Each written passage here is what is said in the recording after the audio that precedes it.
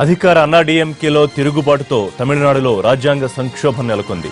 ఎవరి ఆదేశాలు పాటించాలో తెలియని స్థితిలో అధికార యంత్రాంగం ఉంది.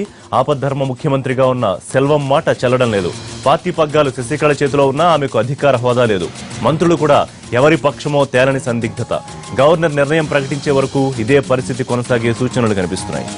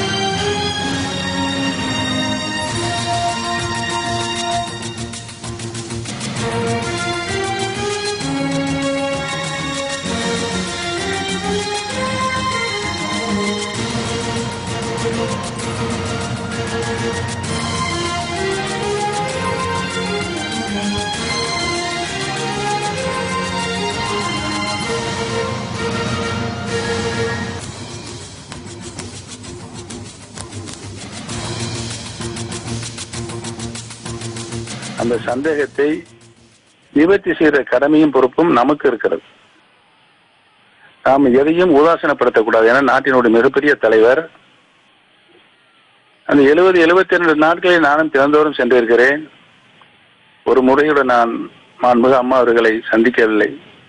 நான் ஒவ்வொரு முறையும் மருத்துவமனை சென்று வருகின்ற பொழுது என் வீட்டில் இருக்கின்ற அனைவரும் குடும்பத்தில் இருக்க அம்மாவை பார்த்தீர்களா, அம்மாவை பார்த்தீர்களா, அம்மாவை பார்த்தீர்களா என்று கேட்டார்கள். ஒரு காலகட்டத்தில் கூட அவரிடம் பொய் சொல்லிவிடலாமா, நானும் அம்மாவை பார்த்தேன் என்று சொல்லிவிடலாமா என்று கூட நினைத்தேன். ஆனால் அம்மாவை நான் பொய் சொல்லக்கூடாது என்பதற்காக நான் பார்க்கவில்லை. எதுக்கு அப்புறம் தினம் போயிட்டே இருக்கீங்க, ஒரு முறை கூட அம்மாவை நீங்கள் பார்க்கவில்லையா அப்படின்னு வருத்தவர் கேட்பாங்க. அங்க இருக்கின்ற சொல்ல எனக்கு தானே தெரியும், அவருக்கு தெரியாது.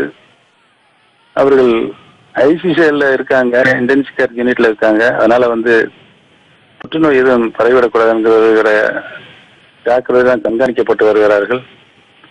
நாம் அதற்கு ஒத்துழைப்பு தர வேண்டும், நான் பார்க்கவில்லை என்றுதான் அவர்களிடம் சொல்லியிருந்தேன். சந்தேகத்திற்கிடமான கேள்விகளை நானும் வினாவாக இருப்பதற்கு என்னுடைய மனம் இடம் தரவில்லை. மாண்புமிகு அம்மா அவர்கள் எப்படியும் குணமாகி வந்து விடுவாள் என்ற தகவல் எங்களுக்கு வந்து கொண்டே இருந்தது. ஒரு நாளும் இங்கே நடைபெற்ற சிகிச்சை முறைகளை எங்களிடம் ஒருத்தரும் சொல்லிக் கொண்டிருக்க வருகின்ற பொழுது நாங்களும் அந்த நம்பிக்கையோடு தான் இருந்தோம்.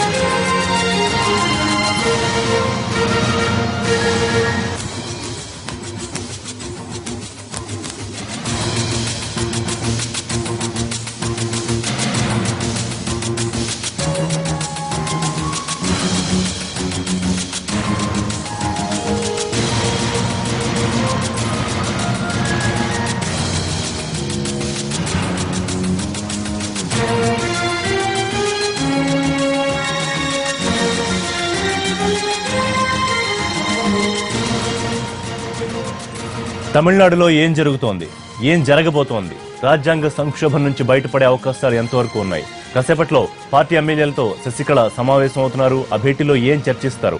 శశికళకు మద్దతుగా ఉన్న ఎమ్మెల్యేలంతా మరోసారి ఆమెను ఏకగ్రీవంగా ఎన్నుకునే అవకాశం ఉంది. శశికళ తనకు మద్దతిచ్చే ఎమ్మెల్యేలతో మరోసారి గవర్నర్కు లేఖ సమర్పించే అవకాశం ఉంది. అప్పుడు గవర్నర్ ఇరు వర్గాలను బల నిరూపణకు పిలవచ్చు, లేదా కేంద్రం ఆదేశాల మేరకు వేచి చూసే ధోరణితో ఉండొచ్చు. అమ్మకు తానే నిజమైన వారసుడని చెబుతోన్న పన్నీర్ సెల్వానికి ఎమ్మెల్యేల మద్దతు ఎంతవరకు ఉందన్నది కీలకం. ఆయన మరోసారి ముఖ్యమంత్రి కావాలంటే 117 మంది సపోర్ట్ చేయాలి.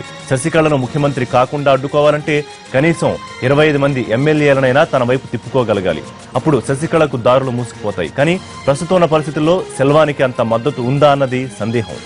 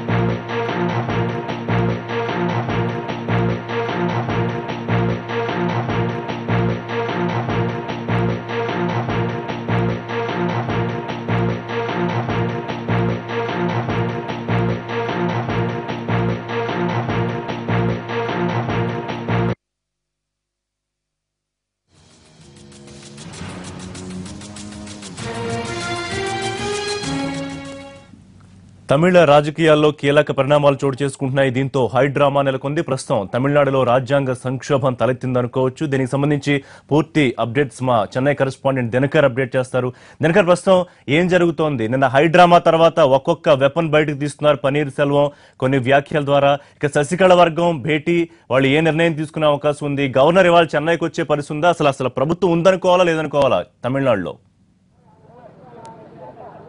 8 గంటల నుంచి కూడా శశికళ కొద్దిమంది సీనియర్ నేతలతో పాటు మరికొద్దిమంది మంత్రులతో పాటు కీలకమైనటువంటి ఒక 5 నుంచి 10 మంది ఎమ్మెల్యేలతో కూడా సమావేశమైనటువంటి సందర్భం పోయస్ గార్డెన్లో కొనసాగుతుందని చెప్పవచ్చు. తంబిదురైతో పాటు ఒక ఇద్దరు నుంచి ముగ్గురు మంది మంత్రులు కూడా లోపల ఉన్నటువంటి పరిస్థితి ఇంకా కొనసాగుతుంది. అయితే గంటన్నర నుంచి జరిగినటువంటి సమావేశం తర్వాత కొద్దిమంది ఎమ్మెల్యేలు అన్నాడీఎంకే పార్టీ కార్యాలయానికి వెళ్ళారు. సో ఆ తర్వాత వీళ్ళతో మాట్లాడిన తర్వాత తంబిదురై కీలకమైనటువంటి వ్యక్తిగా మనం భావించవచ్చు. ఏది శశికళ ఇంప్లిమెంట్ చేయాలన్నా కానీ ఆయన ద్వారానే చేసినటువంటి పరిస్థితి కూడా ఉంది. నిన్న రాత్రి కూడా ఏదైతే పరిస్థితి ఉందో శశికళ వాయిస్ని ఆయన ఇక్కడ చెప్పడం జరిగింది. పూర్తి స్థాయిగా 134 మంది ఎమ్మెల్యేల మద్దతు మా వర్గానికి ఉంది. సో ఒక పన్నీర్ సెల్వం మాత్రమే ఒక్కడయ్యాడు, ఆయన ద్రోహి కనుక ఒక్కడుగా ఉన్నాడు అని చెప్పి కూడా చెప్పడం జరిగింది. ఇదే మాటను శశికళ కూడా 1:30, 2 o'clock మధ్యలో కూడా వచ్చి చెప్పడం జరిగింది. మొత్తం ఎమ్మెల్యేల కుటుంబం అంతా కలిపి నాతోనే ఉన్నారు. సో మా పార్టీలో ఎలాంటి స్ప్లిట్స్ లేవు, మేము కూడా చీలిపోయినామని వస్తున్నటువంటి వార్తల్లో ఎలాంటి నిజాలు లేవని కూడా చెప్పడం జరిగింది. అయితే మనకు అందుతున్నటువంటి సమాచారం వరకు మరి కాసేపట్లో ప్రారంభం కాబోతున్నటువంటి అన్నాడీఎంకే పార్టీ కార్యాలయంలో మీటింగ్ సంబంధించి కూడా అక్కడ అన్ని ఏర్పాట్లు పూర్తయ్యాయి. జిల్లాల నుంచి కూడా అర్ధరాత్రే బయలుదేరినటువంటి ఎమ్మెల్యేలంతా కూడా ఒక్కొక్కరు చెన్నైకి చేరుకుంటున్నటువంటి పరిస్థితి కూడా ఉంది. సీనియర్ పార్టీ నాయకులంతా కూడా ఎవరైతే ఉన్నారో వాళ్ళందరూ కూడా సమావేశమయ్యి వారికి జిల్లా అధ్యక్షుల్ని అటాచ్ చేసి వాళ్ళందరినీ పార్టీ ఆఫీస్ వరకు తీసుకొచ్చే బాధ్యతలు అప్పచెప్పినట్టుగా మనకు ఉన్నటువంటి సమాచారం. 134 మంది ఎమ్మెల్యేలు ఉన్నారని చెప్తున్నటువంటి శశికళ వర్గం ఆ 134 మంది ఎమ్మెల్యేలు అంతా హాజరైతే ఇక రాజకీయ సంక్షోభం ముగిసినట్టే, ఆవిడ సీఎంగా పీఠం ఎక్కడానికి గ్రీన్ సిగ్నల్ కూడా వచ్చినట్టే కూడా మనం భావించవచ్చు. అయితే ఇక్కడ ఏదైతే పరిస్థితి ఉందో మొత్తం ఇప్పటివరకు మనకు అందుతున్నటువంటి సమాచారం మేరకు అయితే ఎమ్మెల్యేలు ఓ పన్నీర్ సెల్వం వర్గానికి సంబంధించి కూడా ఇప్పటివరకు ఆయనతో ఒక 3 ఎమ్మెల్యేలు మాత్రమే ఉన్నట్టుగా మనకు అందుతున్నటువంటి సమాచారం. సో ఆయనతో పాటు ఇంకా ఎంతమంది జాయిన్ అవుతారు శశికళకు సంబంధించి, శశికళ వర్గంలో నుంచి ఎవరైనా అటు జంప్ చేస్తారా అనేది మాత్రం చూడాలి. ఎందుకంటే శశికళ సీఎం కాకుండా ఉండాలంటే 25 మంది ఎమ్మెల్యేలు ఓ పన్నీర్ వర్గం టీంలోకి వెళ్తే సో అప్పుడు రాజకీయ సంక్షోభం నెలకొంటుంది. అన్నాడీఎంకే పార్టీ 2గా చీలి ఆ తర్వాత ప్రభుత్వం మైనార్టీలో పడిపోయే అవకాశం ఉంటుంది కనుక సో అది జరుగుతుందా, లేకపోతే 117 మంది ఎమ్మెల్యేలు హాజరైతే ప్రభుత్వం కంటిన్యూ చేయడానికి శశికళ మెజార్టీ ప్రభుత్వంతో ఉండడానికి కూడా 117 మంది ఎమ్మెల్యేలు అవసరమైన నేపథ్యంలో వీళ్ళంతా కూడా శశికళతోనే నిలుస్తారనేది మాత్రం వేచి చూడాల్సిన పరిస్థితి ఉందిగా భావించవచ్చు. సో 10 గంటలకు ప్రారంభం అవుతుందని చెప్పి అన్నారు. అయితే శశికళ ఇక్కడే ఉండే నేపథ్యంలో అది ఇంకా ఎన్ని గంటలకు ప్రారంభం అవుతుంది అన్నది మాత్రం వేచి చూడాల్సిన పరిస్థితి ఉంది. మరోవైపు ఓ పన్నీర్ సెల్వంకి సంబంధించి కూడా పరిస్థితి ఇంకా ఆయన 8 గంటలకే మీడియాతో మాట్లాడతారు. ఈ రోజు కూడా మరికొన్ని సంచలన విషయాలు బయట పెడతారని చెప్పి మొదట భావించారు. అయితే 8 గంటలకు ప్రెస్ మీట్ ఇంకా స్టార్ట్ కాకపోవడము, ఒకవేళ ఎమ్మెల్యేల సమావేశం ముగిసిన తర్వాతనే అది కూడా ఆయన కూడా తన ఒపీనియన్ చెప్పే అవకాశం ఉన్న నేపథ్యంలో కూడా సో అది ఇంకా డిలే అయ్యే అవకాశం ఉందని చెప్పవచ్చు.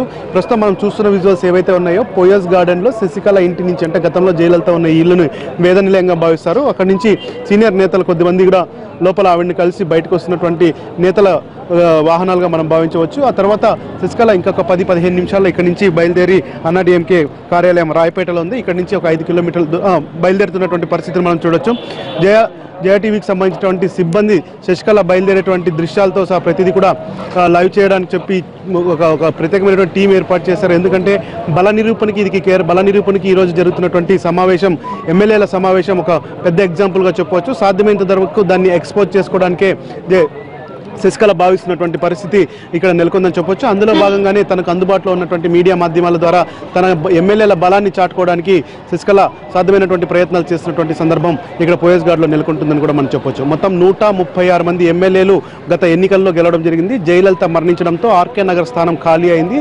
ఇక 135 ఎమ్మెల్యేల్లో ఒక పన్నీర్ సెల్వం నిన్న పూర్తి స్థాయిలో రెబల్గా మారడంతో ఇక 134 మంది మిగిలిన ఎమ్మెల్యేలంతా కూడా నా దగ్గర ఉన్నారని శశికళ అర్ధరాత్రి ప్రకటించారు. అయితే ఈరోజు ఉదయం 2 నుంచి 3 ఎమ్మెల్యేలు ఓ పన్నీర్ సెల్వం ఇంట్లో దర్శనం ఇవ్వడంతో సో ఆ సంఖ్య తగ్గే అవకాశం ఉంది. ఈ సంఖ్య 25 నుంచి 30కి చేరుకుంటుందా లేకపోతే అక్కడికే స్టాప్ అవుతుందా అన్నది మాత్రం మరి కాసేపట్లో బయటకు వెలువడే అవకాశం ఉన్న నేపథ్యంలో సో ఎమ్మెల్యేల సమావేశం ప్రారంభం కావడానికి ఇంకా సేపు పట్టే అవకాశం ఉంది. ఎందుకంటే శశికళ ఇక్కడే పోయస్ గార్డెన్ దగ్గర ఉండడం మూలంగా ఎమ్మెల్యేలు అయితే జిల్లాల నుంచి ఎక్కువగా దక్షిణాది జిల్లాల్లోనే అన్నాడీఎంకే పార్టీకి పట్టున్నటువంటి పరిస్థితి ఉంది. సో అక్కడి నుంచి రావాలంటే కనీసం 10 నుంచి 12 గంటల సమయం పట్టే అవకాశం ఉంది. కాబట్టి ఇంకా కొద్దిమంది ఎమ్మెల్యేలు చేరుకుంటున్నటువంటి పరిస్థితి అక్కడ అన్నాడీఎంకే కార్యాలయంలో నెలకొని ఉందని చెప్పవచ్చు.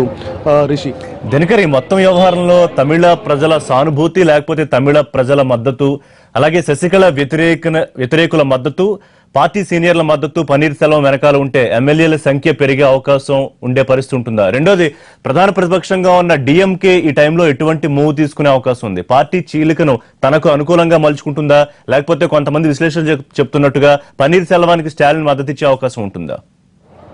సిచ్యుయేషన్ అక్కడి వరకు వస్తే